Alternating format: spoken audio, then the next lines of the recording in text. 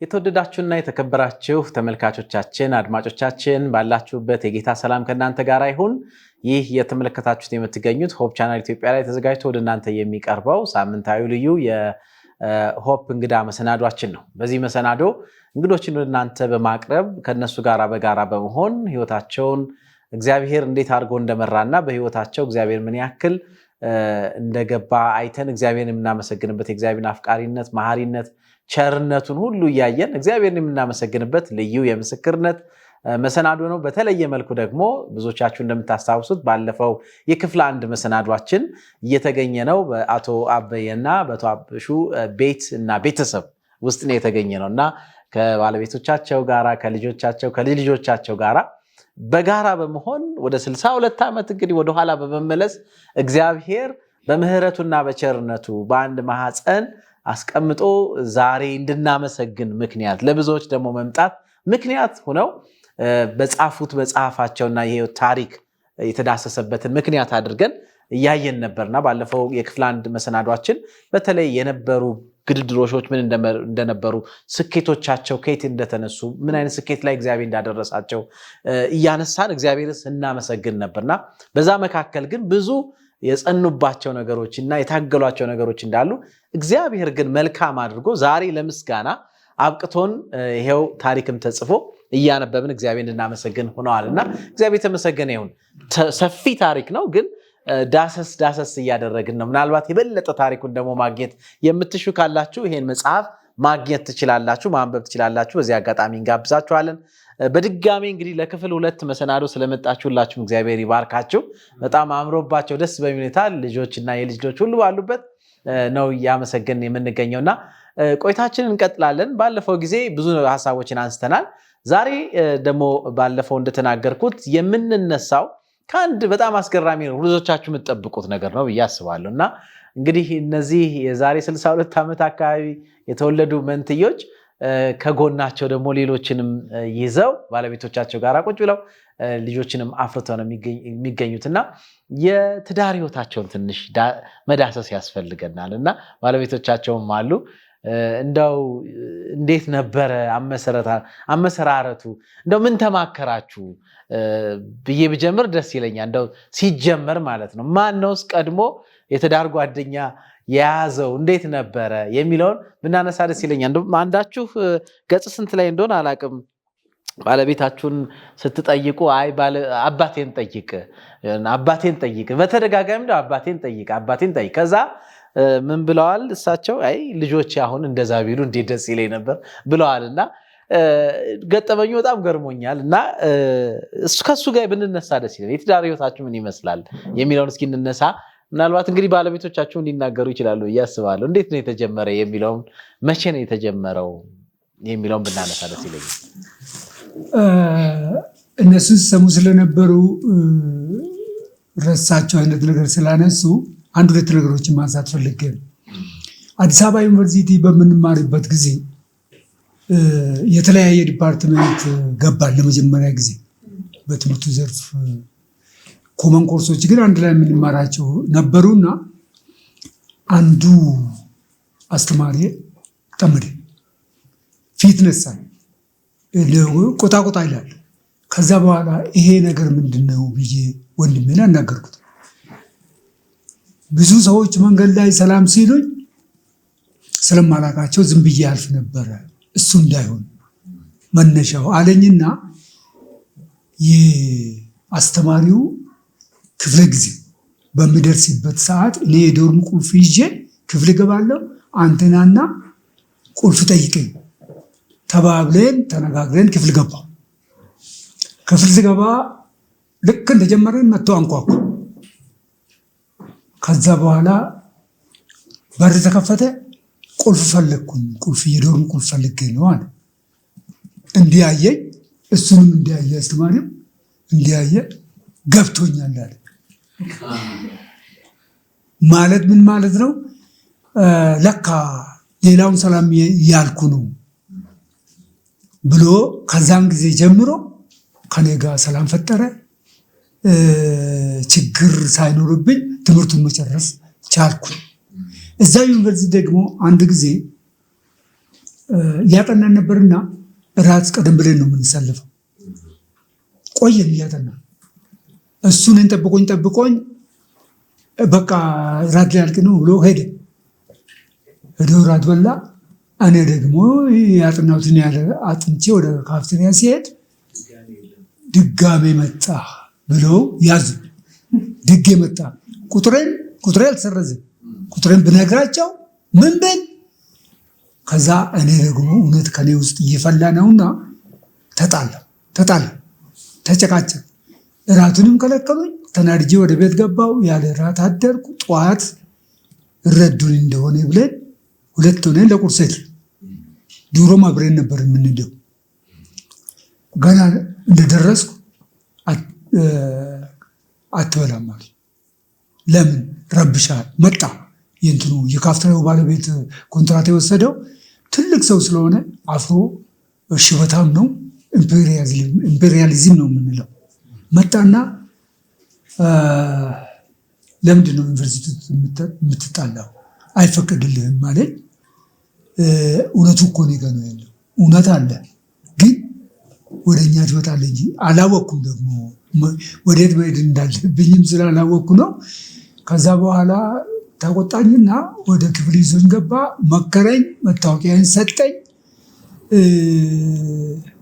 ቁርሴን በላው። ከዛም ጊዜ ጀምሮ አመቱን ሙሉ ቁጥሩ ከሚሰርዙት ጋር እንደተኮራረፈን ሳንነጋገር ከዛ ግቢ ተመልኬ ወጣው እና መመሳሰላችን ቅድም ተጽዕኖም አለው ያለው አንዱ እንግዲህ ያለ ራት አሳድሮኛል ማለት ነው።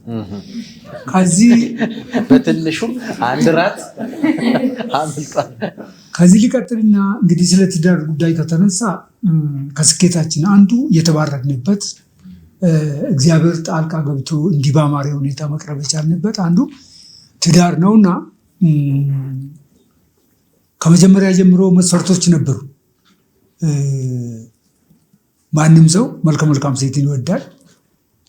የውጭ ሳይሆን የውስጥ መልከ መልካም መሆን ደግሞ ትልቁ ነገር ነው። የትምህርት ጉዳይ አንስተናል።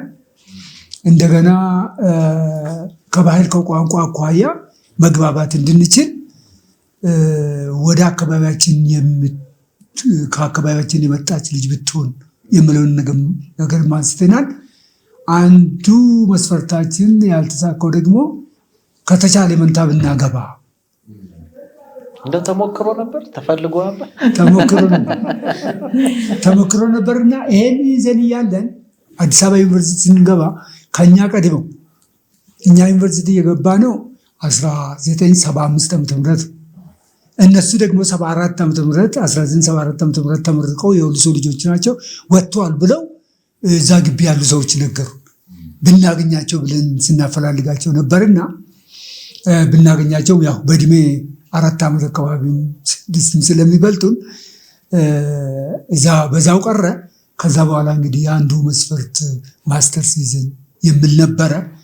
እሱን ካሳካን በኋላ እሱ ቀድሞኝ ነው ያገባው ሳይሆን ከባለቤቱ ጋር የተዋወቀው ቀድሞኝ ነው። እንደዛም ሆኖ ግን አልተጋቡም። ለምን? እየጠበቀኝ ነው። ያው አንዱ እቅዳችን ጋብቻው አንድ ላይ መሆን አለበት። በሌላ መልኩ ስለ ትምህርት ጉዳይ፣ ስለ ባህሪ ጉዳይ ተሳክቶልናል። ለዚህም ነው እነዚህ ልጆች አፍርተን አንድ ላይ ላለመለያየት መኖር የቻልነው ለዚህም ነውና ልክ እነሱም እንደኛ የተማሩ ናቸው። እንደገና ደግሞ የተረዱ ናቸው። ምን ማለት ፈልጌ ነው? እኛ እንግዲህ ከማህፀን ጀምሮ መለያየት አንችልም። ይህንን ካልተቀበሉ አስቸጋሪ ነው የሚሆነው። ይህንን ቀድሞ ስለተረዱን በነገራችን ላይ እነሱን ላመሰግን እወዳለሁና ጫልቱ ባለቤቴ ማለት ነው ከጅማ ዩኒቨርሲቲ ተመርቃ በመምህርነት ወደ ኦሮሚያ ትምህርት ቢሮ ስትመጣ ከጓደኛ ጋር ነበር የመጣችው። እዛው አንድ ባለስልጣን እነሱን የሚቀጥር የሰራተኞች አስተዳደር ክፍል ደግሞ የእሷን ጓደኛ ኦልሬዲ ተዋውቆ በእጁ አስገብቷታል፣ ታጭቷል። እኔ እና እሱ ደግሞ ጓደኛሞች ነን። አንዲት ልጅ አለች፣ ስለ ትዳር ሁሌ እናነሳለን። አሁን እቅዴ ትዳር ነው ብለሃልና እች ልጅ ሳትሄድ በፊት ብትሞክር ሳለ እሺ ያልኩኝ። እንደ አጋጣሚ ጠዋት ሲሄድ እኔ ለብቻ የኦዲትና ኢንስፔክሽን ኃላፊ ሆኜ ሲሰራ ቢሮ ለብቻ ነበረ። ከኔ ፊት ለፊት ደግሞ ቦታ ነበረ ውጭ፣ እዛ ቆማ አገኘኋት። ዛሬ ድረስ የለበሰችው አቋቁሟ ምኗ ግልጥ ብሎ ይታየኛል እስከ ዛሬ ድረስ። እንግዲህ አሁን 21 ዓመት ጨርሰናል። ደፍሬ ነይ እስኪ ላናግርሽ አልኩኝና ጋበዝኳት። አላግማማችም። ገባችና ቢሮ ለብቻ ስለሆነ ለማውራትም ችግር አልነበረብኝም። ያው ትንሽ ስለ ቤተሰብ ሁኔታ፣ ስለ ትምህርት ሁኔታ ለመግቢያ ያህል ተናገርኩኝና ቀጥታ ወደዛ ገባሁ። የእኛ ባህሪ ደግሞ ግልጽ ነው። በዛው ቀን እንግዲህ ችግሩ ምንድን ነው? አሁን ተቀጥራ ልትሄድ ነው። አዲስ አበባ ከተማ ውስጥ አይደለም የምታስተምረው፣ ወደ ኦሮሚያ ልትሄድ ነው። ስለዚህ አሁኑኑ ካልገባሁበት ላላገኛት እና ሂደቱን እየጨረሱ ናቸው። ብዙ አዳመጠች፣ ተረጋግታ ብዙም አዳመጠችና መጨረሻ ላይ የሰጠችኝ መልስ ቅድም ያነሳው ይገርመኛል። በነገሩ እስማማለሁ። የሰው ልጅ ያለ ትዳር አይቀርም፣ ግን አባትን ጠይቃለች። እሱን ነው መጽሐፉ ላይ ልጆችም እንደዛ ቢሉ ያልኩት። አሁንም ደግሜ ችክ ብዬ በአንዴ ያላበቃውም፣ ሁለቴም ሶስቴም ሞከርኩ። መልሷ ያው ሆነ። እንዳለችው እሺ ሳትለኝ ደብዳቤዋን ይዛ ምዕራብ ወለጋ ግንቢ፣ ከዛ መሃሉ ተከትራ በመምህርነት ሄደች። ስትሄድ ግን የእግዚአብሔር አጋጣሚ ያረፈችበት ቤት ዘመዶቿ ናቸው። ልጅቷ ከኛ ጋር ከ9ኛ ክፍል እስከ 12ኛ ክፍል የተማረች ነች። ስለ ባህሪያችን አንድ በአንድ ታውቃለች። ስለ ትምህርት ችሎታችን አንድ በአንድ ታውቃለች። አንድ አይነት ጫማ፣ አንድ አይነት ልብስ ስለምንለብስ ሁለምናችን አንድ ስለሆነ አንድ ላይ ስለምንሄድ ቀጥ ብለን ወደ ትምህርት ቤት ነው፣ ከዛ ወደ ቤት ጎራ የለም እኛ ጋር። ያን ሁሉ ባህሪ ነገረቻትና እንዴት ለምን ይሻላልሽ ብላ ተቆጣቻትና ከዛ በኋላ ለእኔ ቴሌ ውስጥ ነው የምትሰራው። ቀጥታ ወደ ቢሮ ስልክ ላይ ደወለችልኝ። አሁን የጠየካት ልጅ ጫልቱ እኔ ጋ ነች፣ አግባብቻታለሁ፣ ነግሬያታለሁ፣ ደብዳቤ ትጽፋለች፣ ለደብዳቤው መልስ ትሰጣለህ አለች። በደብዳቤ ነበር የምንመላለስ። እንግዲህ መልስ የምንስጣጣው ያኔ። ከጠየቀችኝ ጥያቄ ውስጥ 2 ጥያቄዎችን ነው ማስታውሰው። ከባድ ጥያቄዎች ናቸው፣ ግን እግዚአብሔር ረድቶኝ ሁለቱንም አሟላለሁ። አንዱ ከሱስ ነፃ ነው ወይ አለች። ጥቅም አለ፣ ታጭዛለ፣ ትጠጣለ ወይስ እንዴት ነው የምለው ነው። ሁለተኛ ደግሞ በጌታ በኢየሱስ ክርስቶስ ነህ ወይ ብላ ጠየቀች። እንግዲህ ያው እኔም በሳምንት ጊዜ ውስጥ ነው ደብዳቤው የደረሰኝ። መልስ ሰጠዋት። ከዛ ደብዳቤ መጻጻፍ ጀመር፣ ተግባባን። አሁን ፕሮሰሱ ወደ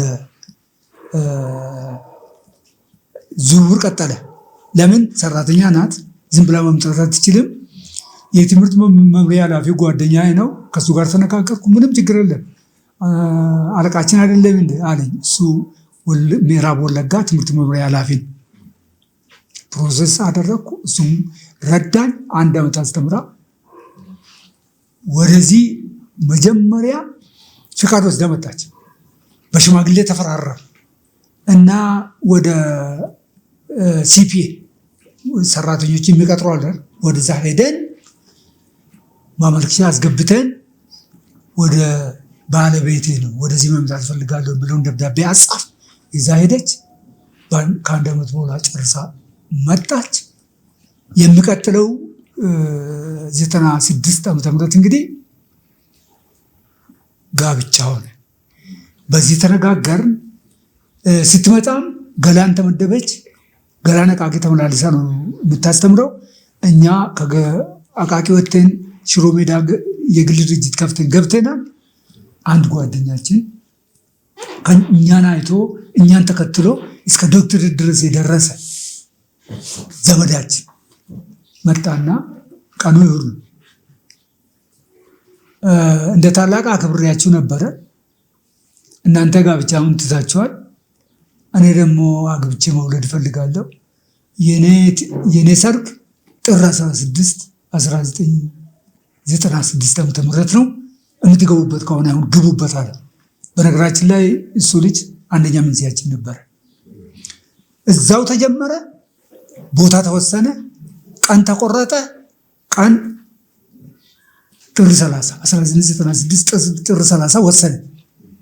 ቦታው ደግሞ ያስተማርንበት ሰዎችን የምናውቅበት እምነትን ኢየሱስ ክርስቶስንም ያገኘንበት አቃቂ አድቬንቲስት ትምህርት ቤት እንዲሆን ወሰነ። ከዛ ወደ ዝግጅቱ ገባን። በዝግጅቱ እየሰፋ ሄደ። የሚያውቁን ሰዎች እንዲያድርጉ ሲሉ በጣም ሰፋ። ድግስ አዘጋጀን። ድግስ አዘጋጅተን እንግዲህ ቀጥሎ የጥሪ ወረቀት የጥሪ ደብዳቤ ካርድ ማዘጋጀት ነበረ። የኛ ልዩ ነው። በነገራችን ላይ እዚህ ላይ ወጥቷል። ገጹን ብታወጣለች በአንድ ካርድ እንዲሆን በአንድ ካርድ እንዲሆን ቅድም ማን ቀድሞ አገባ ብለህ ነበረ። ማን ቀድሞ ጠየቀን ነው። አንድ ካርድ አዘጋጀ። እኔና ባለቤቴ አንድ ላይ ፎቶ ተነሳን። እሱና ባለቤቱ አንድ ላይ ፎቶ ተነሳ በካርዱ ላይ እንዲወጣ። ካርዷ ግን ላምኔትድ የሆነች የመታወቂያ አይነት ካርድ አዘጋጀንና ያኔ ቀላል ነበረ። አሳተመ። ቀኑን ተቆረጠ። ድግሱንም አዘጋጀን። እንግዲህ በዚህ አይነት 1996 ዓመተ ምህረት ጥር 30 በአንድ ሚንዜ ከአንድ ቤት ወደ አንድ ቤት በአንድ ሰርግ በአንድ ድግስ ተጋባል። ዛሬ ለዚህ በቃን ማለት ነው። እግዚአብሔር የተመሰገነ ይሁን። እግዚአብሔር የተመሰገነ ይሁን። ምናልባት ወደ ናበያ ከመምጣቴ በፊት ግን እንደው ያን ቀን እስቲ አስታውሽን። እንደው ምን ተሰማሽ ያኔ ቢሮ ግብት ብለሽ? እንደው በመጀመሪያው ቀን ይሄ ሐሳብ ሲመጣ ምን ነበር የተሰማሽ? ቅድም እንደተናገረው ወንድሙ ያጠምደኝ ነበር። እኔ እጣ ለማንሳት ስመጣ ማለት ነው። ለካሱ እኔ ለሱ አስቧል። በቃ ከዛ እምቢ ይለኛል። አባቴ ብለምነው እኔ ብለምነው እምቢ አለኝ። ወደሚፈልጉበት ለመሄድ ማለት ነው። ከዛ በኋላ ይሄ ሐሳብ ይመጣል። እስቲ አናግሩ ምናምን ብሎ ሲነግረኝ እሺ ብዬ ሳናግረው አናገርኩት። ቅድም እንዳወራው ማለት ነው። በአካባቢያችን ደግሞ ወላጅ ይከበራል። ልጅ ዝም ብሎ አይደለም የሚገባው ወደ ወንዱ ቤት። ስለዚህ ይጠየቃል ማለት ነው። እንዲህ አድርግ አልኩት። ከዛ በቃ እሱን አመራንና ቅድም እንዳለው ወደዛ ሄድኩኝ። ከዛ ሲሄድ ግንቢ ነገሩኝ። በጣም ነው የሚያውቋቸው። ጥሩ ሰዎች ናቸው እነሱ፣ ታታሪ ናቸው። በጣም ትምህርት የሚወዱ መልካም ሰዎች ናቸው። ቢሆን ጥሩ ነው ብለው አሉ። ከዛ እንደዛ ሲነግሩ እሺ ብዬ አይ እንደዚህ ቅድም እሱ እንዳለው ጌታን የምትወድ ከሆነ ከሱስ ነፃ ከሆንክ ይቻላል አልኩኝ። ከዛው ነው እግዚአብሔር አብስቶን እንደዚህ ልጆችን ያፈራ ነው ማለት ነው። እግዚአብሔር የተመሰገነ ይሁን። እንደው እነዚህ ሁለቱ ክራይቴሪያዎች ግን እንደው ለምንድን ነው ያልሻቸው? ሁለት ናቸው እና ለምንድን ነው አንድ እኔ ማለት ያው በእግዚአብሔር ቤትም ስላደግኩኝ ፍራ እግዚአብሔር አለኝ። ያው እግዚአብሔርን የሚፈራ ሰው ሁሉ ነገር ይሆናል ማለት ነው። ለትዳርም አያስቸግርም፣ ለምድራዊ ኑሮም አያስቸግርም። ለዛ እሱን ቀዳሚ ያደረኩኝ። ወላጆቼንም ደግሞ ስለማከብራቸው ወላጆቼ መጠየቅ አለባቸው ብዬ አልኩ። እውነት ነው። እግዚአብሔር የተመሰገነ። እግዚአብሔር ስንት ልጆች ሰጣችሁ? 4 ናቸው። ሴትና አንድ ወንድ። እግዚአብሔር የተመሰገነ ይሁን። ጌታ ይባርካችሁ። በጣም ወደና አባዬ ልምጣና የእናንተስ እንዴት ነበረ? እንግዲህ ትንሽ ጠብቃችኋል የሚባል ሰማን። እንግዲህ ምክንያቱም አንድ ላይ ስለምታገቡ ምን ያህል እንደጠበቃችሁ ባናውቅም በጥበቃው መሀልስ እናንተ እንደው ቶሎ እንዲፋጠን የሞከራችሁት ነገር ነበር?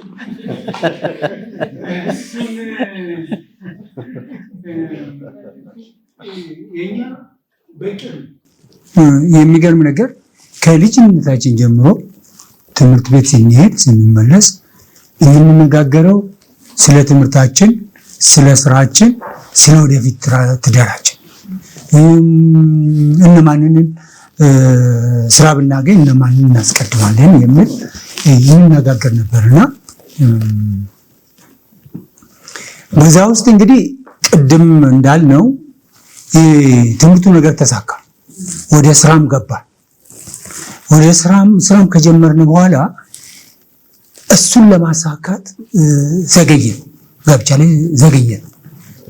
ትንሽ ፍሌክሲቢሊቲ መኖር ነበረበት። ማስተርስ መያዝ አለበት መጀመሪያ የምንና እስከዛ ድረስ ግን ለጋብቻ ሰው የሚያፈላልግ ነበር። እንትናችንን መስፈርታችንን ብዙ ነበር። በወጣትነት እድሜ እንግዲህ እነዚህ ኮረዶች ያዳመጡን ነው የሚቀስሙት ትምህርት ይኖራል ብዬ ነው። የውጭ ሰዎች ብቻ ሳይሆኑ የሚቀስሙት ትምህርት ይኖራል እና በትዳር እቅዳችን ውስጥ አንደኛው እንግዲህ ብንችል መንትዮችን ብናገባ የሚል ስናፈላልግ ይከረም ነው። ስናይ ወዲያ ስናይ አልሆነም፣ ልናገኝ አልቻለም። ስለዚህ መስፈርታችን ቀስ እያለ እየጠበበ መጣ። ዋነኛው ግን አንደኛ ወደ እምነት አልገባንም እንጂ በእምነት እኛን የሚመስሉ በትምህርታቸውም የተሻሉ መልካም ሴቶችን ብናገኝ የሚል ሁሌ እናወራ ነበርና ከዛ አንጻር እኔ አቃቂ ሚሽን ገብቼ ነበር። ያኔ በስራ ወደ ሀገር ቤት ሄድኩ። በእረፍት ጊዜ ሲሄድ ከአንድ ጓደኛችን ጋር እሱ ጋር ነው ያደርኩት። ስናወራ አደርን። እሱም አላገባ ምንም አላገባው። እሱም ማግባት ፈልጋል፣ እኔም ደግሞ ማግባት ፈልጋለሁ። ሁላችንም እንግዲህ እኩያሞች በየፊናችን እንፈልግ ነበርና ይህንን ስለ ትዳር ጉዳይ ያነሳል። እዛ መሰረቴ ምንድን ነው? እንደዚህ አልኩት። ትሆናለች ብዬ አስባለሁ። ቆንጆ ልጅ አለች፣ ቀይ ናት፣ እሷን ብትተዋወቅ አለ። አይ ቆይ እንግዲህ የት? እዚሁ ግንቢ ሆስፒታል አካባቢ ነው ያደርነውና ቆይ እንግዲያውስ እንደዚህ እናድርግ፣ እንዲያውም በቅርብ ትመጣለች፣ ትምህርቷን ጨርሳለች ትመጣለች አለ። እንግዲያውስ ምን ታደርጋለህ መሰለህ? ደብዳቤ ላክልኝ መስዋል። እሺ ተባባልንና እኔ እረፍቴን ጨርሼ ወደ ስራዬ ተመለስኩ። አቃቂ እና አንድ ቀን ስልክ ተደወለ። ደብዳቤ መጥቶልሃል፣ ከአንድ 2 ወር በኋላ ደብዳቤ መጥቶልሃል ና ውሰድ ተባልኩ። ማነው የሚደውልልኝ? የአባቷ ወንድም የአጎቷ ባለቤት፣ እሷ ናት የምትደውልልኝ። የት ትቀጥረኛለች? እንግዲህ እኔ አቃቂ ነኝ። የተጠመቅነውም እዛ ነው፣ የምናመልከውም እዛ ነው። ፍሏም አንመጣም ነበር ያኔ። ከዛ የት ድረስ ምጣ? ፍሏ አድቬንቲስት ቤተክርስቲያን በጠዋት ትመጣለህ፣ ለጸሎት ሳንክባ ተባልኩ። ሄድኩ። ሲሄድ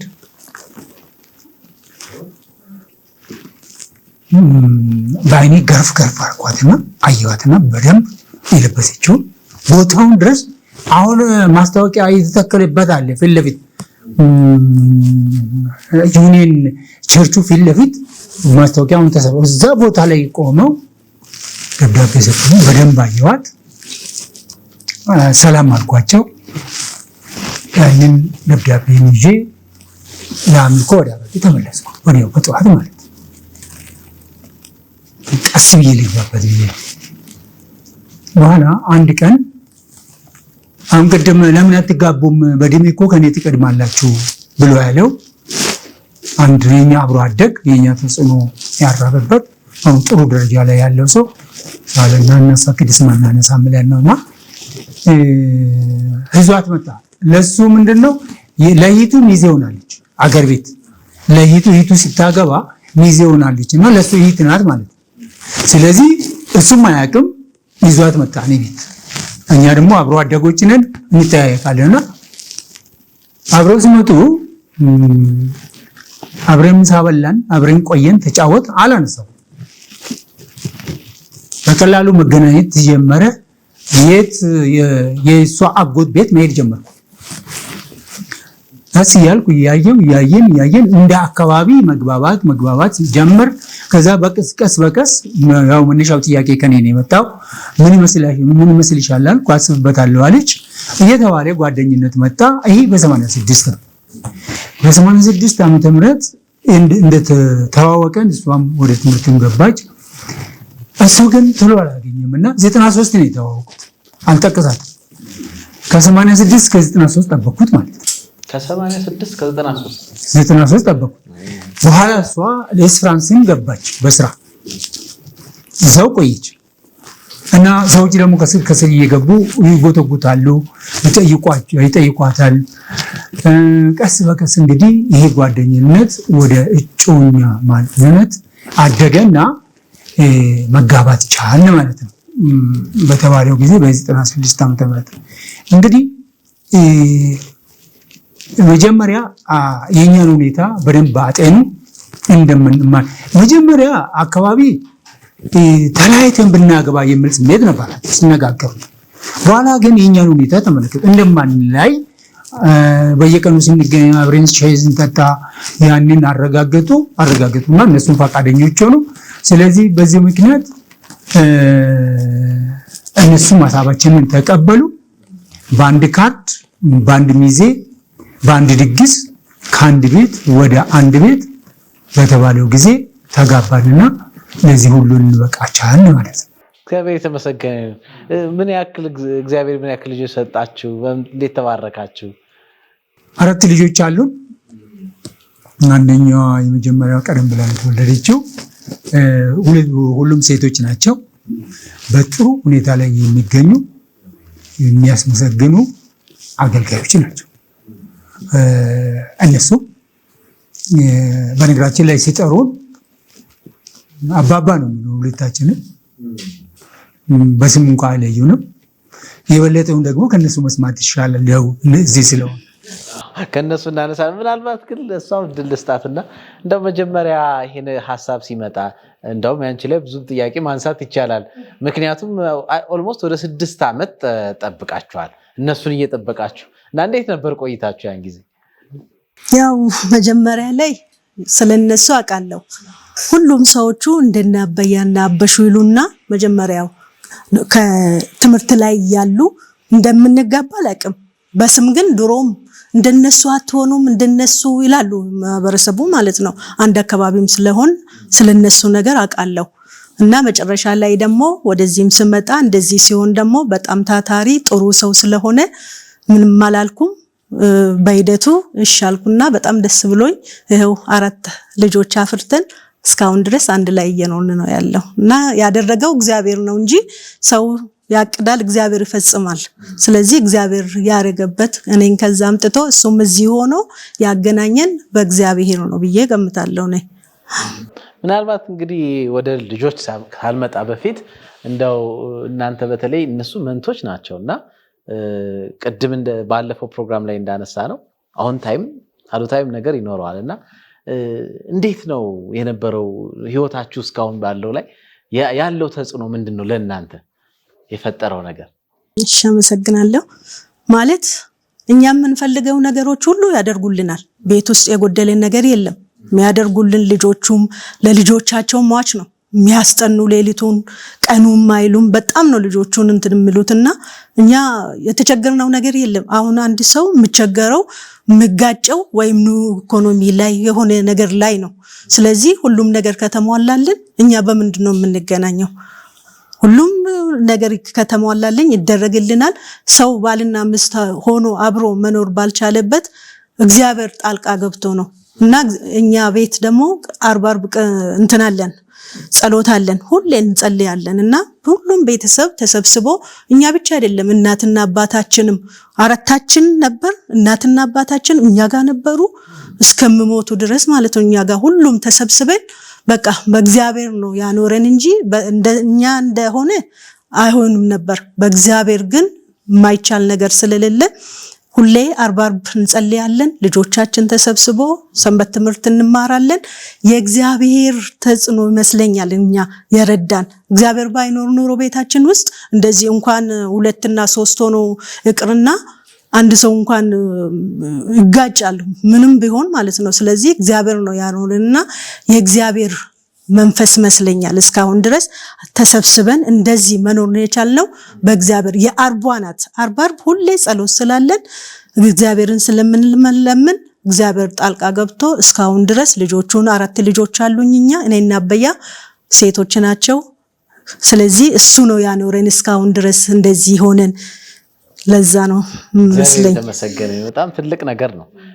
ቀደም ሲል እንደተባለው የነሱ አንዱ ነው መፈጠር አለ። ከዛ በኋላ ደግሞ እንደገና የተለያየ ቤተሰብም እንኳን ቢመጣ አሁንም አንድነቱን አስቀጥሎ ሄደው እግዚአብሔር መንፈስ ነው የሚለው እውነት ነው።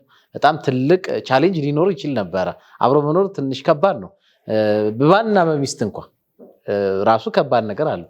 ቤተሰብ ይዞ ደግሞ ወንድምና ወንድም ደግሞ አንድ ላይ መኖር ማለት በጣም ትልቅ ነገር ነውና እንደተባለው የእግዚአብሔር መንፈስም ነውና እግዚአብሔር ተመሰገነ ይሁን። ምጨምሪው አለ እኔ የምጨምረው እኛ ቤት መቻቻል የሚባል ነገር በጣም አለ በሰፊው። እሱም ከምን የተነሳ ነው? ራሶቻችን በጣም እግዚአብሔርን የሚፈሩ አሪቆ የሚያስቡ ሊገናዘቡ ጥሩ ባህሪ ያላቸው ታታሪ የሆኑ ለልጆቻቸው ለቤታቸው የሚለፉትም የሚሰሩትም ግልጽ የሆነ የምናቅ ሲረዱም የምናቅ ስለሆነ አለመግባባት እንኳን ቢፈጠር በንግግር ነው የሚፈታው ማለት ነው። ሰው አይጋጭም አይባልም፣ አይነጋገርም አይባልም፣ አይኮራረፍም አይባልም። ግን በዚህ ሁሉ እግዚአብሔርን በሰፊው እግዚአብሔርን ሁላችንም ለክርስቶስ የምንገዛ ሕዝቦች ስለሆነ እኛም ታዛዦች ተሰብስበን ባለው ነገር የምንመካከርና የምንፈታ ችግሮችን በንግግር የምንፈታ ልጆቻችንን በደንብ የሚመሩ መንገድ የሚያሳዩ ይሄ መልካም ነው። ግልጽነት አለ። ልጆችን በማሳደግ ላይ ግልጽነት አለ።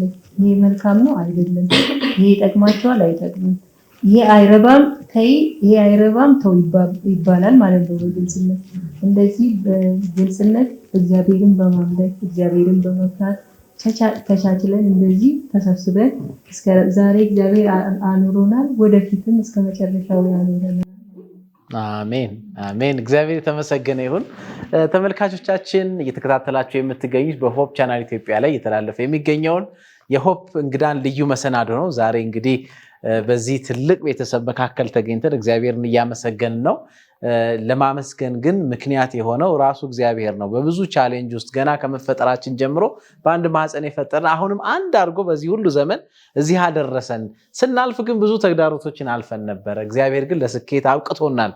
ምን የሌለ ነገር አለ? እግዚአብሔር ይመስገን የሚል ቤተሰብ ውስጥ ነው እንግዲህ ያለ ነው ብዬ ነው የማስበው እና እግዚአብሔርን እጅግ አድርገን እናመሰግናለን።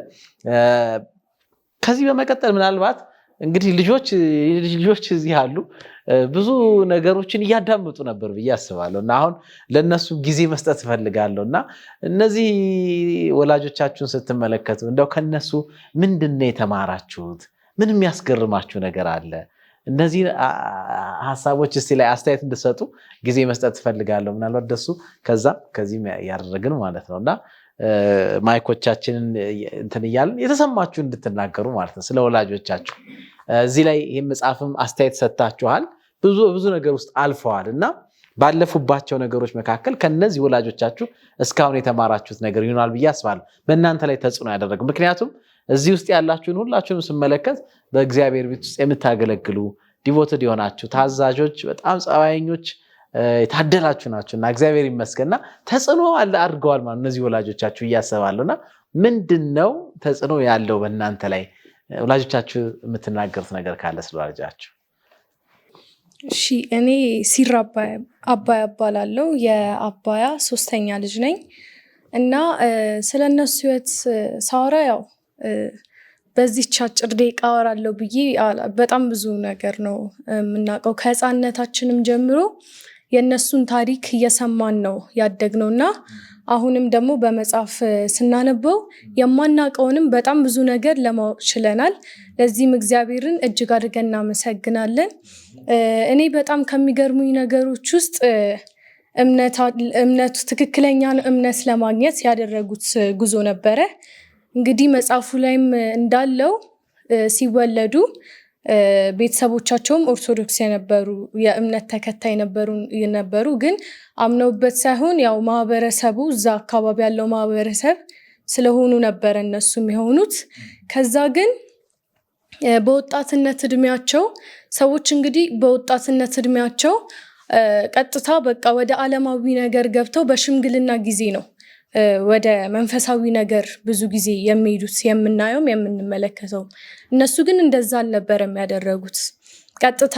ትምህርታቸውን እንደጨረሱ ወደ እምነት ጉዞ ነበረ ያደረጉት ከዛ ለ5 ዓመት ሙሉ ትክክለኛውን እምነት ለማግኘት ያደረጉት ጉዞ በጣም ይገርመኛል ይደንቀኛልም እና በመጨረሻም ትክክለኛውን እምነት አግኝተን እዚህ ደግሞ በቤተሰብ እግዚአብሔርን ማምለክ እንድንችል እግዚአብሔር ረድቶናል እና ይሄ በጣም ከሚገርመኝ የክፍል ታሪክ ውስጥ አንዱ ነው ማለት ነው ያው ብዙ ስለሆነ አሁን ጨርሳለሁ ብዬ አላስብም ለሌሎቹ እድል እንድንሰጥ እና እግዚአብሔር ይመስገን ለሁሉም ነገር እግዚአብሔር ይባርክሽ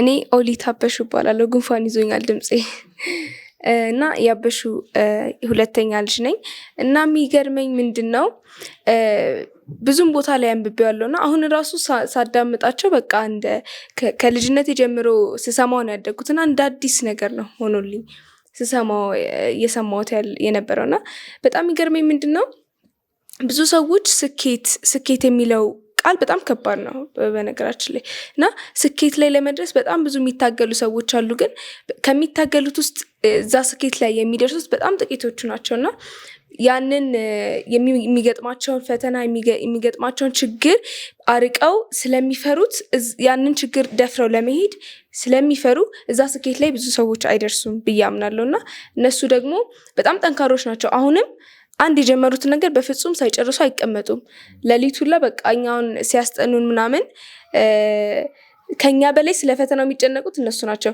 ለሊት ያስነሱና ያስጠኑናል ጥያቄ ያወጡልናል ምናምን አሁንም ራሱ ማለት ነውና በጣም ይገርመኛል ይሄ ክፍል ሌላው ደግሞ የሚገርመኝ ምንድነው ህብረታቸው ማለት ጥምረታቸው በጣም ይገርመኛል ሁሉንም ነገር የሚያደርጉት አሁን አባቴ ሁለቱንም አባቴ ብዬ ነው የምጠራቸው እውነት ለመናገር እና የሆነ ነገር እየበላ ከሆነ ሂጂ ለሱ ስጪ ይለኛል ትንሽም ነገር ቢያገኙ ያቺን ነገር ለሁለት በቃ ለብቻቸው ችለው አይበሉትም እና በጣም የሚገርመኝ በጣም ትልቅ የሆነ ህብረት ከልጅነታቸውም ከማፀን ጀምሮም የነበረው ህብረት በጣም እጅግ ያስደንቀኛል እና እሱም ይመስለኛል እስከዛሬ ድረስ እኛን እንደዚህ በስተን ተሰብስበን እንድንኖር ያደረገውና ከዚህም በኋላ ላለው ህይወታቸው ደግሞ እግዚአብሔር ህይወታቸውን አርዝሞላቸው ከዚህ በላይ ከነሱ በጣም ብዙ የምንማረው ነገር አለ ብዬ አምናለሁና ህይወታቸውን እድሜያቸውን አርዝሞላቸው ከነሱ ብዙ መማር እንድንችል እግዚአብሔር ይርዳን ስለዚህ ሁሉ ደግሞ እግዚአብሔር ክብሩን ይውሰድ አሜን እሺ ስሜ ሜሪ ደርባቸው ይባላል። የሚቲ አበያ ሁለተኛ ልጅ ነኝ እና በዚህ በቤተሰብ መገኘቴ እግዚአብሔርን በመጀመሪያ አመሰግናለሁ። እናም ደግሞ በዚህ ታሪክ ላይ ብዙ ነገሮችን መማር እንችላለን። ግድግድሮችን፣ ጽናትና ስኬትን እንዴት ማግኘት እንደምንችል እና በህይወታችን እንዴት መተግበር እንደምንችል፣ መቻቻልን እናም ደግሞ ግልጽነትን አብሮ እንዴት መኖር እንደምንችል ከልጅነታችን ጀምሮ ያየን ያደግነው ነገር ነው እና ደግሞ በዚህ መጽሐፍ ላይ ብዙ ነገር እንማራለን ብለን የምናስበው አብሮነት ነው። እንዴት እንደዚህ በአብሮነት በመንትያ ታሪክ ለመጀመሪያ ጊዜ ነው ብዬ አስባለሁ እና እንዲህ ተቻችለው ለአራት ሆኖ መኖራቸው እኔም በጣም እስካሁን የሚያስገርመኝ ነገር ነው። እና በጣም ሌላው የሚያስገርመኝ ነገር በእምነት ጉዳይ ነው እና በእምነት ጉዳይ እኛ ላይ በጣም ተጽዕኖ አድርጓል ብዬ አስባለሁ። ምክንያቱም አሁን ለዚህ ደረጃ ደርሰናል ብለን ማስበው በእነሱ ምክንያት ነው። ምክንያቱም እነሱ እነዚህን ተጽዕኖች ባያደርጉብን ኖሮ እኛ በዚህ ጊዜ ተቻችለን ግልጽ ሆነን አንኖርም ነበር። ድሮ ስለስጣቸው እግዚአብሔር ይባርክሽ። እሺ ብዙን ተናግረውታል። ስሜ ሲፍናፍ አባያ እባላለሁ። የአበያ የመጨረሻ ልጅ ነኝ እና ያው በእነሱ ይገርመኛል ብዬ ማነሳው ነገር የለም። ምክንያቱም ሁሉም የነሱ ህይወት ለእኔ ሁሉም ግሩም ስለሆነ ሁሉንም ደግሞ መጥቀስ ስለማልችል፣ ግን ከሱ ውስጥ በጣም የሚገርመኝ አብሮነታቸው ነው። ሰው አሁን አንድ ባልና ሚስት አብረው ተቻችሎ መኖር ባልቻለበት ጊዜ እነዚህ ሁለት መንትዮች ይሄን የሚያክል ትልቅ ቤተሰብ በመመስረታቸው እና ደግሞ ምንም ከሌላቸው ነገር ተነስተው አሁን እስካሉበት ድረስ በመድረሳቸው እና ደግሞ የዚህ መጽሐፍ ርዕስ ያወጡበት ነገርም በጣም ነው የሚገርመኝ። ይሄ መጽሐፍ ግድድሮች፣ ጽናትና ስኬት የሚለው መጽሐፉ ላይ ያለው ወይም ደግሞ የእነሱን የህይወት ታሪክ በሙሉ የያዘ በአጭር ጽሑፍ የተገለጸ ይህ ርዕስ በጣም እንዴት እንዳወጡት ይገርመኛል እና የመጽሐፉ ሙሉ የታሪካቸው ሙሉ በዚህ ርዕስ እንትን ብለውታል፣ አሳጥረው አስቀምጠውታል እና እኛን አንድ ላይ ለማድረግ የሞከሩት ሙከራ፣ ስኬትን ለማምጣት የሞከሩት ሙከራ፣ በጣም ብዙ ያሳለፉት ግድድሮች እነዚህ ሁሉ ይገርሙኛል እና ሌላ ደግሞ የሚገርመኝ አርብ ላይ የምናሳልፈው ሁላችንም በአንድነት የምናሳልፈው የአምልኮ ጊዜ ነው እና ይሄ የአምልኮ ጊዜ ሁላችንም ጭንቀታችንን ሁሉ ረስተን ወደ እግዚአብሔር ወደ መንፈሳዊ ህይወታችን የምንቀርብበት ጊዜ ነው እና ይህንን በማዘጋጀታቸው በጣም ይገርመኛል እና እኔ በጣም ነው የምወዳችሁ። አንድ ነገር እኛ እንዲጎለን አድርገው አያውቁም። የምንፈልገውን ነገር ሁሉ ያሟሉልናል እና እድሜያቸውን ያርዝምላቸው። እንወዳቸዋለን። እግዚአብሔር ይባርካችሁ። ይህን ሁሉ ያደረገው ደግሞ የመጀመሪያው እግዚአብሔር ነው እና እግዚአብሔርን እጅግ አድርጌ አመሰግናለሁ። እኔ ስሜ ቢካም አበሹ እባላለሁ። የአበሹ አራተኛ ልጅ ነኝ። እኔ ከእነሱ የምማረው በጣም ብዙ ነው፣ ግን ዋና ብዬ የምንጠቅሳቸው አሉ። ከዛው ውስጥ አንደኛ ቁጠባ፣ ሁለተኛ መቻቻልን፣ አብሮ መኖርን፣ ትምህርት ደግሞ ትክክለኛው መንገድ እንደሚወስደን፣ አንድ ዝቅ ያለ ሰው ወደ ላይ ከፍ እንደሚያደርግ ነው እና እግዚአብሔር ደግሞ ከፍ ከፍ ያደርጋል፣ ከፍ ያሉ ደግሞ ዝቅ ይላል እና እግዚአብሔርም ደግሞ በየትኛውም ችግር ብንሆንም እንደሚረዳንና እንዳለልን ነው። እግዚአብሔር ይባርክ። ቁጠባን በጣም ጥሩ አነሳት። እኔ ከያስኳት በጣም ቆይቻለሁና በጣም ቁጠባ ላይ ጎበዝ ናቸው። ተምረሃል ማለት ነው። እግዚአብሔር ይባርክ። እኔ ስሜ ኢፍናፍ አበሹ ይባላል። የአበሹ ሶስተኛ ልጅ ሲሆን እኔ ከነሱ ነገር ውስጥ በጣም ብዙ ነገር ይገርመኛል። ከነሱ ነገር ውስጥ ከተማርካቸው ነገሮች መካከል አንደኛው ምንድነው እንዴት ሁለት ቤተሰብ አንድ ላይ ተቻችሎ መኖር እንደሚችል ከነሱ ተምሬያለሁ። ሌላው ደግሞ አንድ ሰው ዝቅ ቢልም ወይም ደግሞ የሆነ ችግር አጋጥሞት እንትን ቢልም የሆነ ጊዜ ላይ ከፍ እንደሚል ወይም ደግሞ ጥሩ ቦታ ላይ እንደሚደርስ ከነሱ ተምሬያለሁ ማለት ነው። ሌላው ደግሞ ይህንን ቤተሰብ በትልቅ ሁኔታ ያቆመው ነገር ምንድነው? የአርብ ማታው የአምልኮ ጊዜ ነው ማለት ነው። ስለዚህ እኔ እነሱን በጣም ነው የምወዳቸው። እድሜያችሁን አራታችሁንም ሁላችሁንም እግዚአብሔር ያርዝምላችሁ እላችኋለሁ። እወዳችኋለሁ። እኔ ናናት አበሽ እባላለሁ።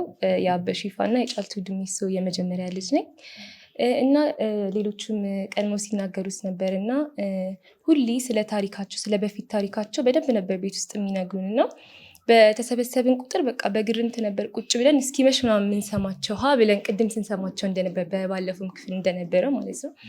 እና አሁን ደግሞ እንዲህ በመጽሐፍ መልክ ሆኖ ለብዙ ሰዎች ትምህርት ለመሆን በመብቃቱ በጣም ደስ ብሎኛል፣ ደስተኛ ነኝ። ያሰባሰበንም እሱ ነው እና የመጀመሪያው ለእሱ እግዚአብሔር ክብርና ምስጋናውን ይሰድ ማለት እፈልጋለሁ። እና ምን ተማርሽ ከነሱ ህይወት ለተባለው ደግሞ ተብሎ ለተነሳው ጥያቄ ቅድም እንደተናገርኩት እኔ ከመወለዴ በፊት በታሪኮቻቸው ውስጥ ነበረ ምሰማ የነበረው እና ከሱ ምን ተማርኩኝ? አንደኛ እግዚአብሔርን ያከበረ ሰው እንደማይወድቅ ማለትም እነሱ ከገጠር አቡ ከሚባል ቦታ ነበር የመጡት ከወለጋ እና ግን አሁን እዚህ የተሻለ ቦታ እኛን አድርሰውናል። እንዲህም እንድንሰበሰብ ለዚህም እንድንበቃ አድርገውናል እና ይህን ያደረጉት ደግሞ ብቻቸውን ነው ብዬ አላስብም እና እግዚአብሔር ስለረዳቸው ነው። እና እግዚአብሔርን ማክበር ህይወታችን ላይ ምን አይነት መልካም ነገር መልካም ፍሬ እንደሚያመጣ በደንብ ተምሬያለሁ ከህይወታቸው ማለት ነው። እንዲሁም ደግሞ ጽናት ሪስክ ቴከር መሆን እና የያዙትን ነገር አለመልቀቅ እስከ መጨረሻ መቀጠል ማለት ነው። ኢየሱስ ክርስቶስም እንደዛ ነበር ያደረገው አይደል? በመጀመሪያ በፍጥረት ጊዜ ቃል ይገባልን ነው ያን ቃል ኪዳን ፈጽሞ ህይወቱን የሰጠን አይደል? እና ይህንን ነገር ደግሞ ከነሱ ተመልክቻለሁ ማለት ነው።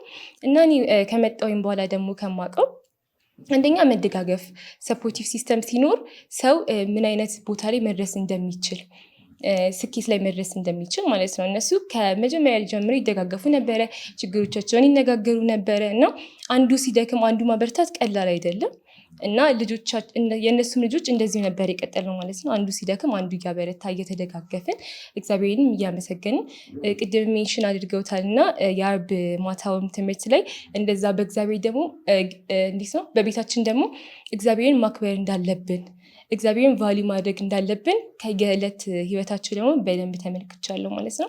እና ሁላችሁም ደግሞ ይህንን መጽሐፍ አንብባችሁ ህይወታችሁን ትለውጡበት ዘንድ ትማሩበት ዘንድ ጋብዛችኋለሁ። ይህ ነው የምለው። እግዚአብሔር ይባርክሽ፣ እግዚአብሔር ይባርክሽ።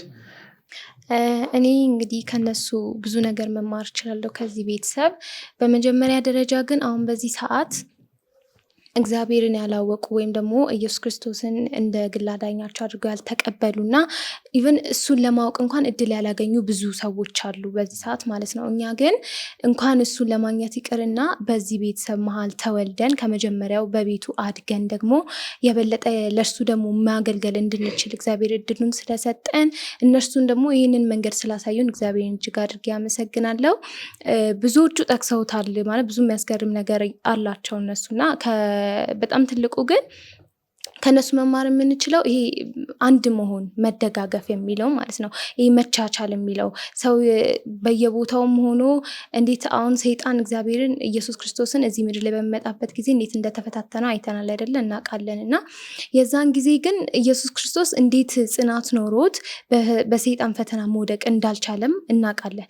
ያንን ነገር ደግሞ እነሱ በተግባር ሰይጣን በተለያየ መንገድ ቅድም እንዳሉት ሊፈትናቸው ቢሞክርም ግን እነሱ ባለመውደቃቸው ጽናትን አግኝተው እሱን ውስጥ ደግሞ አልፈው ስኬት ደረጃ ላይ ደርሰው ደግሞ እኛም ወደ ስኬት ማማ እንድንደርስ እየረዱን ስለሆነ መንገዱን እያሳዩን ስለሆነ ላመሰግናቸው እወዳለሁ። እና አንድ ብዙ ጊዜ አባት የሚነግረኝ ወይም ደግሞ ሲመክረኝ ማለት ነው የሚጠቀማት ቃል አለች እና ምንድነው የሚለኝ እሱ አሁን ከአባቴ የተሻለ ኑሮ ኖር ያለው እኔ ይላል እና እናንተ ደግሞ ከኔ የተሻለ ኑሮ መኖር አለባችሁ ይለናል ሁሌ። እና ይሄ ቃል ከውስጥ አይጠፋም። ይህ ማለት እነሱ ከዜሮ ተነስተው እዚህ ደረጃ ላይ መድረስ ከቻሉ እኛ ደግሞ እንዳውም ቤዝ አለን። እግዚአብሔርን አውቀናል፣ ትምህርት ተምረናል። እነሱ በዛ ጊዜ ምንም እርዳታ ቴክኖሎጂ በሌለበት መጽሐፍ በሌለበት ይህንን ነገር ማድረግ ከቻሉ እኛ ደግሞ በዚህ በተመቻቸ ሁኔታ ላይ ሆነን የበለጠ ከነሱ በላይ ራሱ ስኬት ላይ መድረስ እንደምንችልም ማየት እንችላለን። እና ከዚህ ሁሉ ፊት ግን የሚቆመው ሁሉም እንደተናገሩት እግዚአብሔር ነው። ቅዳሜ ሰንበት ስለሆነ አርብ ደግሞ የሰንበት መዘጋጃ የሰንበት መቀበያ ላይ የስድስቱን ቀን የሰራንበትን ትምህርት ስራ የሚሰራው በስራ ጭንቀት፣ እኛ የምንማረው ደግሞ በትምህርት ጭንቀት አእምሯችን የተጨናነቀውን አርብ ማታ ነው ሁላችንም እሱን ነገር ትተን ወደ መንፈሳዊ ህይወታችን ተመልሰን የምናርፈውና ያንን ነገርም ደግሞ ያዘጋጁልን እንደዚህ አይነት እረፍት እንድናገኝም ስለረዱን መንገዱን ስላሳዩን እግዚአብሔርንም እጅግ አመሰግናለሁ። ይህንን ጥበብ ደግሞ እንዲያደርጉ የረዳቸውም ጥበብና ማስተዋልን የሚሰጥ እግዚአብሔር ስለሆነ እርሱን አስቀድሜ ማመስገን እፈልጋለሁ። በመጨረሻ ላይም ደግሞ ማለት የምፈልገው የበለጠ እድሜያቸውን እግዚአብሔር አርዝሞልን ደግሞ የኛንም ስኬት ማየት እንዲችሉ የኛም ፍሬ እነሱ የለፉበትን ደግሞ ውጤት ማየት እንዲችሉ እግዚአብሔር እድሜያቸውን እንዲያረዝምልኝ እግዚአብሔርን ጠይቃለሁ። በተረፈ ደግሞ እንወዳቸዋለን፣ ኑሩልን ማለት እፈልጋለሁ። እግዚአብሔር ይባርክሽ። ተመልካቾቻችን እንግዲህ እየተመለከታችሁ የምትገኙት ሆፕ ቻናል ኢትዮጵያ ላይ የሆፕ እንግዳ ልዩ መሰናዶ ነው እየተከታተላችሁ የምትገኙት። በዚህ እግዚአብሔር በባረከው እግዚአብሔርን በሚያስቀድም ቤተሰብ መካከል ተገኝተን የስኬታቸው ምክንያት የሆነውን እግዚአብሔርን እያመሰገን ታሪኮቻቸውን እያየን ከዛም በላይ ደግሞ በተለይ ከፊት ለፊት የምታያቸው ልጆቻቸው ደግሞ ከአንደበታቸው የሚወጣው ነገር ራሱ የወላጆቻቸው ተጽዕኖ ምን ያህል እንዳረፈና አሻራቸውን ነው የምትመለከቱና እግዚአብሔር እንዴት አድርጎ ብልሆች አድርጎ እንዳስቀመጣቸው ነው የምናየውና እግዚአብሔር ይባርካችሁ። የሰጣችሁ ኮሜንት በጣም ደስ የሚል ነው። አመለካከታችሁ ደስ የሚል ነው። ጌታ የተመሰገነ ይሁን። ምናልባት ከዚህ በመቀጠል ሌሎችም አሉ፣ ለእነሱ እድል መስጠት ፈልጋለሁ። አመሰግናለሁ ስለተሰጠኝ እድል። ስሜ ደርባቸው መዝገቡ ይባላል። እኔ የሜቲ አበያ ባለቤት ነኝ። የቤተሰቡ አንዱ አካል ነኝ። እኔም ያው ሁለት ቤተሰብ ተባለ እንጂ ሶስት ቤተሰብ አንድ ላይ የሚኖርበት አጋጣሚም እንዳለ ለማስጨበጥ ነው። ለምን እኔም እንደ ቤተሰብ እኛም እንደ ቤተሰብ ሶስት ልጆች አፍርተን ሁለት ሴት ልጆችና አንድ ወንድ ልጅ ከሜቲ አበያ ልጆች አሉኝ። ልጆቻችን ከነሱ ልጆች ጋር ትምህርት ቤትም አንድ ትምህርት ቤት ነው የሚማሩት። ቤተክርስቲያንም አንድ ቦታ የሚያመልኩበት አጋጣሚ አለ። ኢቭን እያንዳንዱ እድገታቸውም አብሮ ነው ማለት ይቻላል። ይሄ ትልቅ ስኬት ነው። እውነት ለመናገር ከአበያና አበሹ ብዙ ትምህርት ይሄ ቤተሰብ የተማረ ይመስለኛል፣ ከኔ ጭምር። ለምን የቀሰምናቸው ትምህርቶች ቀላል አይደሉ። ያሳለፍነውም ጊዜ እኔም በትዳር ዘመን 15 ዓመት አስቆጥሬያለሁ። ቀላል ጊዜ አብረን አላሳለፍንም። በተለያዩ ወቅቶች በአምልኮም በማህበራዊ ኑሮም አብረን ያሳልፍንበት ጊዜ ስለነበረ እና አበያና አበሹ ልዩ ምስክር መሆን ይችላሉ ማለት ነው።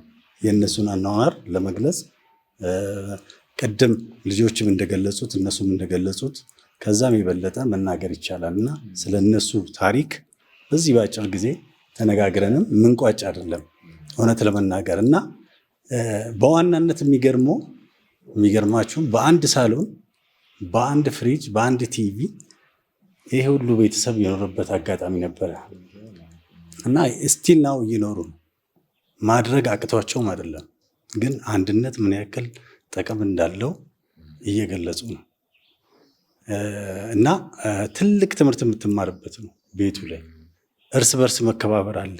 ልጆች ይከባበራሉ፣ እላይም ይከባበራል። እንደየእድሜው ተከባብሮ የኖረበት አጋጣሚ ነው ያለው እና ትልቅ ትምህርት ነው። ይሄንን ደግሞ ያደረገው ምንድነው እንደተባለው ልክ የቄሳርን ለቄሳር የእግዚአብሔርን ለእግዚአብሔር እያደረጉ ከእግዚአብሔር ጋር የሚያሳልፉትም ከስራም ዓለም ጋር የሚያሳልፉት አመጣጥኖ የመኖር ሁኔታ አለ። ይሄ ደግሞ ትልቅ ነው። እንዳሉትም መጽሐፍ ላይ እንደተገለጸው ግድድሮች፣ ማንም ግድድሮች አለው። ግን እዛ ውስጥ እንዴት ነው በጽናት የሚያልፈው፣ ወደ ስኬትስ ማማ እንዴት ነው የሚደረሰው የሚለውን ያሳዩበትን በመጽሐፍም ገልጾታል። ያንን ማለት ነው። ስኬትም ዲፋይን ሲያደርጉ ራሱን ይገርመኛል። ስኬትን ሲያብራሩ ምንድን ነው ስኬት? ስኬትም በተለያዩ ነገሮች ልንገምት እንችላለን ሰዎች ስንሆን። ስኬት ግን እነሱ የገለጹበት ያብራሩበት ልክ ሀብት ብቻ ማፍራት እንዳልሆነ፣ ጤናማ የሆነ ቤተሰብ፣ ጤናማ የሆነ አኗኗር ዘይዴ መፍጠር ራሱ ስኬት እንደሆነ ከነሱ መማር ችለናል እና ይሄ ትልቅ ትምህርት ነው ብዬ ነው የማምነው። ለምሳሌ እዚህ ጋር የተጻፉትን እንዲሁ አንብቤ ነበረ። እኔም የግሌን አስተያየት ሰጥቻለሁ። በጣም ትምህርት የሚሰጥ ነው። እኔ ያልጠየቅኳቸው ከአባቶቻችን ያልጠየቅናቸው ታሪኮች ሁሉ ተጽፈዋል። ምንድነው እነሱ መኖር ብቻ ሳይሆን የሚጠይቁም ነው። ከታላላቆቻቸው ጠይቆ የሚጽፉ ሰዎች ናቸው እና የሚማሩ ናቸው። ልክ የእነሱንም አራያ ተከትለው ልጆቹ አሁን የሚሄዱበት አካሄድ እንደምታዩትም ትልቅ ነገር ነው እያየን ያለ ነው። ባይዞ ሌጋሲያቸው ቀላል አይደለም። ኢምፓክቱ እነኚህ ማህበረሰብ ልጆቹ ላይ ብቻ ሳይሆን ማህበረሰቡ ለራሱ ጎረቤት ራሱ የተማረበት አጋጣሚ ነው ያለው እና ትልቅ ተጽዕኖ ነው ያለው። መጽሐፉ ትልቅ አስተማሪ ነው ብዬ ነው ማምነው። በግሌም ከነሱም የምንማርበት የምንመከርበት፣ እንደ አባት የሚገጹን ቦታ ይገጹናል፣ የሚያስተምሩን ቦታ ያስተምሩናል። ልክ ልጆችም ይሄንን ተምሮ ያደጉ ስለሆነ ትልቅ ቦታ ላይ ይደርሳሉ የሚል እምነት ነው ያለኝ፣ ትልቅ እምነት። ለእነሱም ደግሞ ለቤተሰቡ ጠቅላላ የምመኘው ጤናና ረጅም ዕድሜን እመኛለሁ። በተጨማሪ ደግሞ እግዚአብሔር ለዚህ ያበቃን ደግሞ ምስጋናን ሁሉ ጠቅልሎ እንዲወስድ አደራ እላለሁ። አመሰግናለሁ። እግዚአብሔር ይባርክ።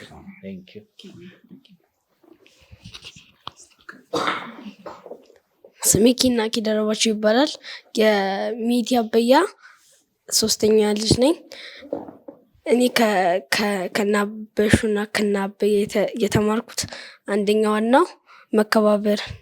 መከባበርን፣ መተማመንን እና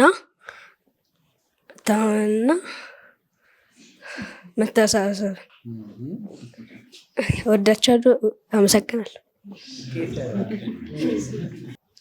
ስሜ ኪራጅ ይባላለሁ።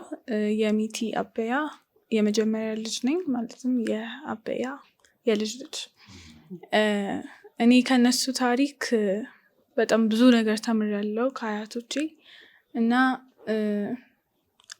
በጣም ከሚገርሙኝ ነገሮች መካከል የነሱ አብሮነትና ምክራቸው ነው እና የነሱ ምክር እኛ አሁን ያለንበትን ማንነት እንዲቀርጽ እንዲሁም ደግሞ ከአስቀድመን የተለያዩ ጎጂ ነገሮች ራሳችንን እንድንጠብቅ እንዲሁም ደግሞ ከተለያዩ ነገሮችን በቃ ራሳችን ጠብቀን በግልጽነት የተለያዩ ውሳኔዎችን ስንወስን ወላጆቻችንን እንድናማክር ወይም ታላላቆቻችንን አማክረን እንድንወስን እንዲሁም ደግሞ ታማኝነትን፣ የተለያዩ የተቸገሩትን እንድንረዳ የተለያዩ ነገሮችን ከነሱ መማር እንችላለን።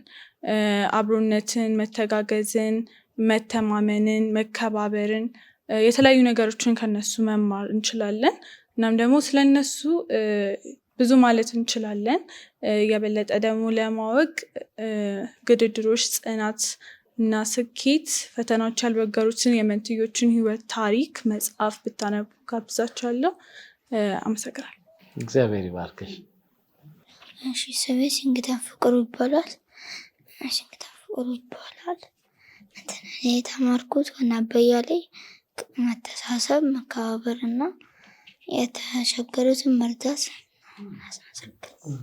አሜን። እግዚአብሔር ይባርክ።